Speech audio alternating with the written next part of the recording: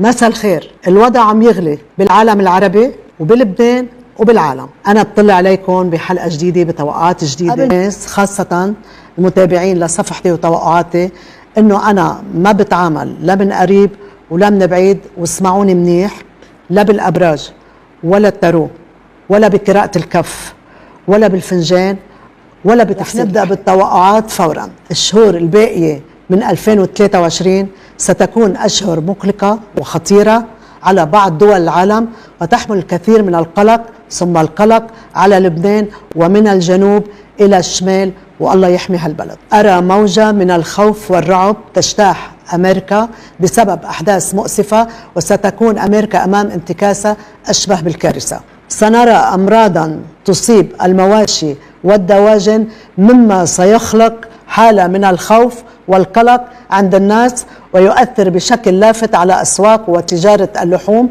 والدواجن في دول عدة. أرى عملية اغتيال في قلب أوروبا قد تطال شخصية بارزة، مما يشكل الكثير من البلبلة والاستنكار والاستفهام، خاصة أن الشخصية المستهدفة هي شخصية دبلوماسية وليست عسكرية. أتابع التوقعات. كوارث طبيعية في ألمانيا وإيطاليا وفرنسا، وحالة الطوارئ تعلن في البلاد جراء أحداث مؤسفة، وذلك خلال الأشهر المقبلة. فيضانات وأحداث مؤسفة تجتاح تركيا، مما يثير الذعر بين السكان، والرئيس التركي يعلن حالة طوارئ في البلاد. رح انتقل لأوكرانيا. الأخبار والأحداث المقبلة في قلب العاصمة الأوكرانية كييف ستشكل الحدث الأبرز والأقوى منذ بداية الحرب الروسية الأوكرانية، والأنظار على الرئيس زيلينسكي والرئيس الروسي بوتين في قلب الحدث. ما أراه يحصل خلال السنوات المقبلة، وخصوصا ما بين 2024 و 2025، يجعلني أقول للعالم: عليكم بتخزين هذه المواد، المياه والمواد الغذائية والأدوية الضرورية، لأننا سنمر في فترة قاهرة وعصيبة، وذلك جراء الأحداث على بعض دول العالم. أرى أن الفترة المقبلة ستكون من أخطر الفترات التي ستشهدها منطقة الجنوب، وخاصة مدينة صيدا ومحيطها. فالأحداث المقبلة على أبواب مخيم عين الحلوة لا تبشر بالخير، وقد تكون الأسوأ والأصعب. وأرى الاشتباكات تتصاعد وتتوسع وتشمل أكثر من طرف فلسطيني أو تنظيم.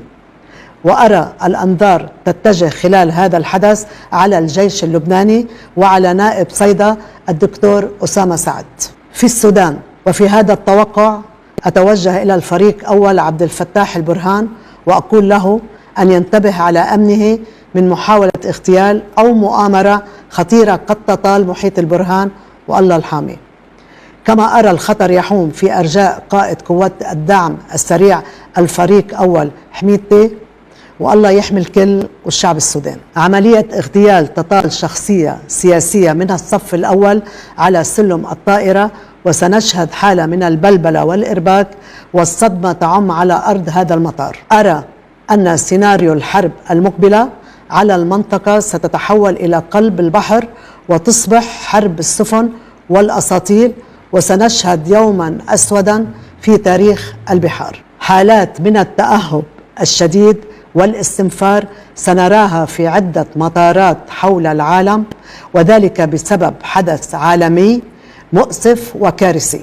الكاميرات الموجودة في بعض المنازل والمحلات والشوارع والشركات والمستودعات حول العالم، بعض هذه الكاميرات ستصبح حديث الناس والإعلام، وذلك بسبب بعض الظواهر الغريبة والغامضة التي سيتم اكتشافها على هذه الكاميرات بالصدفة.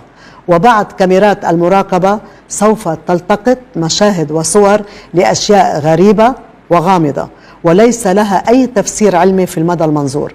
وهنا أنصحكم بتركيب هذه الكاميرات ومراقبتها بشكل مستمر، وخاصة أثناء الليل. بعض الدول في قارة إفريقيا ستشهد المزيد من الانقلابات العسكرية وغير العسكرية، وسنرى اندلاع حرب أهلية في عدة دول أفريقية، وانتشار كبير للأمراض والأوبئة.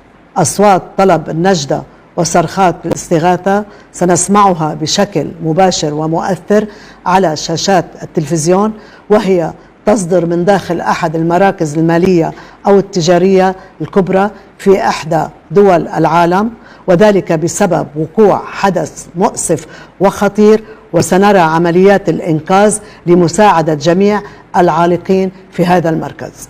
صرخة عالية سنسمعها من شعوب بعض الدول العربية والأجنبية على أبواب المصارف. بعرف من هيدي الدول بس ما رح سميها. تابعوا.